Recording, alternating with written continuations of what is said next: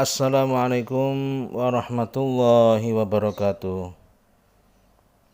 Materi kali ini yaitu tentang kisah Nabi Daud.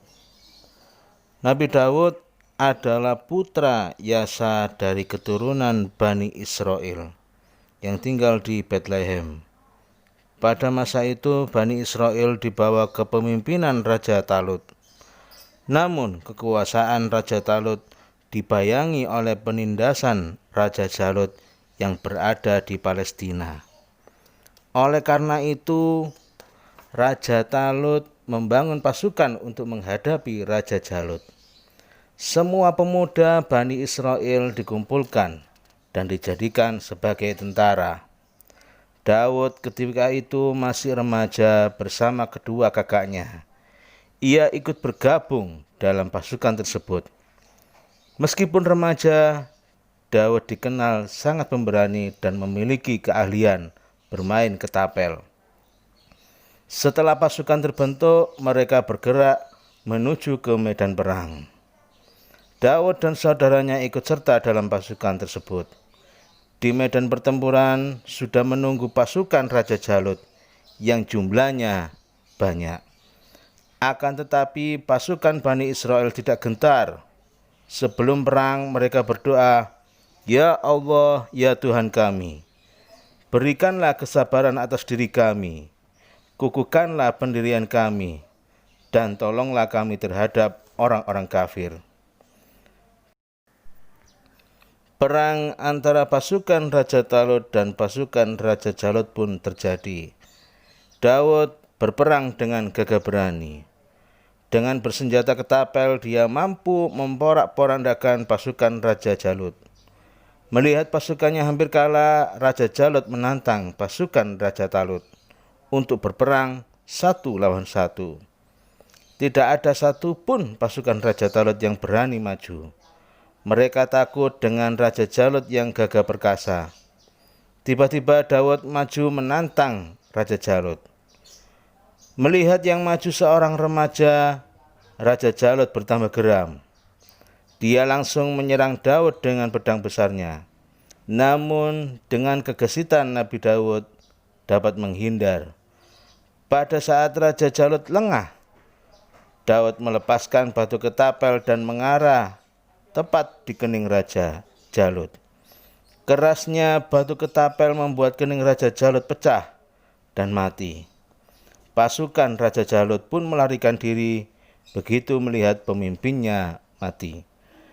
Pasukan Bani Israel pun mendapatkan kemenangan. Keberhasilan Daud mengalahkan Raja Jalut disambut gembira oleh Bani Israel. Dia dianggap sebagai pahlawan kemenangan. Atas jasanya tersebut dia diangkat menjadi panglima perang. Dia juga dinikahkan dengan putri Raja Talut. Banyak perang yang dipimpin Daud berakhir dengan kemenangan. Bani Israel sangat menghormati Daud, jauh melebihi hormatnya kepada Raja Talut. Melihat hal ini, Raja Talut merasa iri. Dia khawatir namanya tenggelam oleh kepopuleran Daud. Raja Talut pun berusaha menyingkirkan dan membunuh Daud. Tetapi usahanya selalu gagal. Akhirnya muncullah perang antara pasukan Daud dan pasukan Talut. Dalam peperangan tersebut Raja Talut tewas. Kemudian Bani Israel mengangkat Daud sebagai raja. Setelah menjadi raja, Daud diangkat oleh Allah menjadi rasul. Allah mewahyukannya kitab Zabur sebagai pedoman bagi kehidupan Bani Israel. Ketika menjadi raja, Nabi Daud memerintah dengan jujur, adil, dan amanah. Dia lebih mengutamakan kepentingan rakyat daripada kepentingannya pribadi. Nabi Daud juga hidup sederhana. Gajinya sebagai raja disedekahkan kepada fakir miskin. Dia menghidupi keluarganya dengan menjual hasil kerjanya sendiri. Sehari dia berpuasa, sehari berikutnya dia berbuka. Untuk mendukung dakwahnya, Allah memberikan mukjizat kepada Nabi Daud alaihissalam. Beliau mampu melunakkan besi, dapat memerintahkan gunung dan burung untuk bertasbih, serta dikaruniai suara yang merdu. Di samping itu, Nabi Daud juga dapat menyerap pengetahuan dalam waktu singkat.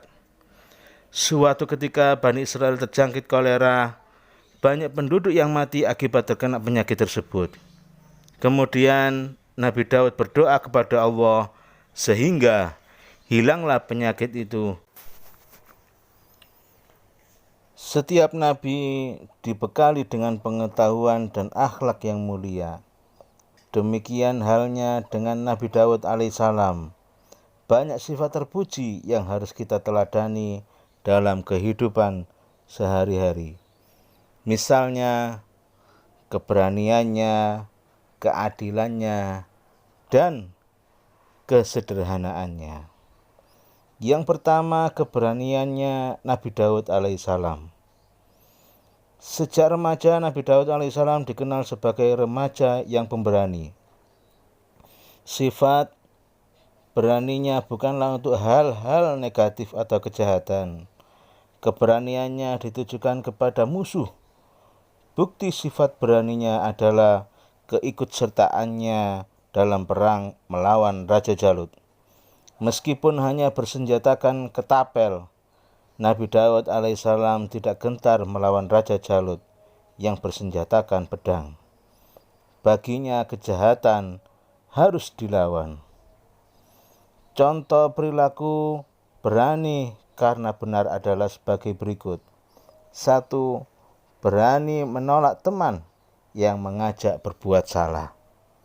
2. Berani menegur orang yang melakukan kejahatan atau kemaksiatan. 3. Berani menasihati teman yang berbuat salah. Yang keempat, berani meminta maaf ketika berbuat salah. Nabi Daud adalah raja yang adil. Ketika menjadi raja, Nabi Daud alaihissalam memerintah rakyatnya secara adil. Kepentingan rakyatnya lebih diutamakan daripada kepentingan pribadinya, sehingga rakyatnya hidup makmur sejahtera. Adil artinya memperlakukan semua orang sama dan tidak membeda-bedakan kepada semua orang, baik kaya, miskin, pintar, maupun bodoh, tetap harus dihormati dan dihargai. Mereka memiliki hak dan kewajiban yang sama sebagai warga negara dan hamba Allah. Nabi Daud alaihissalam selalu melayani umatnya dengan baik. Contoh perilaku adil yang harus kita lakukan antara lain: 1. Mau berteman dengan siapa saja tanpa membeda-bedakan. 2. Berbuat baik kepada semua tetangga, baik yang kaya maupun yang miskin. 3. Bersedia belajar dengan siapa saja di rumah dan di sekolah. Yang keempat, menyayangi semua saudara tanpa pilih kasih. Yang kelima, mengerjakan piket dengan disiplin dengan semua teman dalam satu kelompok. Hidup dalam kesederhanaan. Kesederhanaan Nabi Daud terlihat dari sikap dan kebiasaannya sehari-hari.